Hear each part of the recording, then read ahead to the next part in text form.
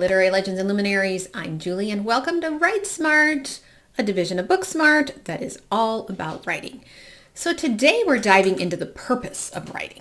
Last week I told you how Jill Bialowski's The End is the Beginning gave me a structural direction for the memoir I'm writing about my mom, but I still lacked a purpose. Why bother? When I'm dead and gone, who will care about my story or my mother's story? Yes, I was being a bit of a Debbie Downer. During my reading and writing funk, I cleared out all my books in my bedside table where I store my to-read stack of books. None of the books I had in there spoke to me in any which way, so the only books I wanted to read from here on out were those that would either inspire me to write or inform my own writing. I'd become very picky at Barnes & Noble, and so when this book popped out at me, Watching Evil Dead, Unearthing the Radiant Artist Within by Josh Malerman. Two things spoke to me immediately. First, that Malerman wrote a whole book centered around the Evil Dead. I watched it years ago and much prefer the original Halloween or Nightmare on Elm Street, but it's a pop culture reference, and that impact of pop culture is what lured me in. My life wouldn't be what it is right now if I hadn't been a pop culture queen of the 80s and 90s. The second thing that spoke to me, Unearthing the Radiant Artist Within. Once again, we find the books we need in the exact moment we need them. So Josh Malerman wrote Bird Box. I've never read it, but I did watch the movie and I liked it. It was interesting and unique.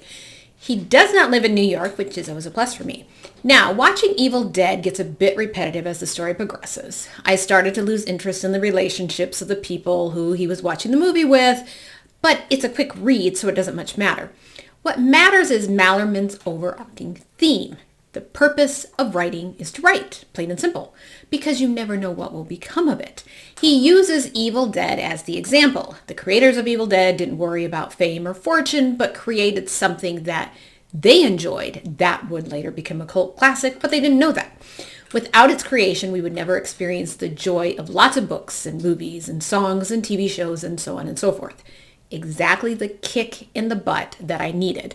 So let me read you this regarding his book and what he thought. So he said, at first I thought he meant a writer must imagine a reader if they are writing. So the whole argument here isn't the act of writing in and of itself optimistic. He meant there's meaning in the act of writing, of doing. And the fact we do it at all, the fact we do anything at all, is optimistic because it implies anything we do means something at all. So think about that. All the stuff that we do, it has to mean something, right? And so wouldn't writing mean something as well? So Malerman isn't a Sylvia Plath. And Sylvia Plath, if you know much about her, she spent just as much time trying to get published as she spent time writing and creating. But Malerman writes all the time. He has several roommates, lives cheaply, so he can write and write and write and write. He glosses over how he got published. He knew someone, and Malerman handed over Bird Box. A tale as old as time, but without having written Bird Box, he would have handed over another one of his stories that may not have landed. If he had just given up, he would have had nothing to hand over. If you don't create, you may be withholding something marvelous from the world. So write and create for the sake of writing and creating because you never know what it may become. My favorite two sentences I read all of 2025 are these. We're one decision away from a masterpiece at all times. Let me say that again. We're one decision away from a masterpiece at all times. So I made this, and it's got, if you see, it's got the, hopefully it's not shining too much. It's got the dogs playing poker. So I thought it was a good picture to put on the backdrop of this quote because it's dogs playing poker, and it was done for a cigar ad, apparently, according to the internet. And yet it frequently appears on the most famous paintings, the 50 most famous paintings of all time, that it's recognizable, that we know it. And of all things, it's dogs playing poker.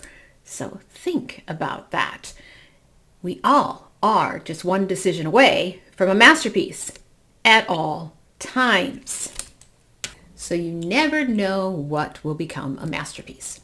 So I'm tracking my writing. Now that school is back in session, my goal is to write at least 1 hour per workday and 2 hours every non-workday. I don't track how many words I write because it's too difficult when I copy and paste in stuff I've already written, or I'm taking notes on stuff I'm finding within my draft. So instead, I'm tracking how long I write on the memoir about my mom. I don't include my time revising Little Eater. So far, I've been fulfilling my goals, but it's really only day 3 of going back to work.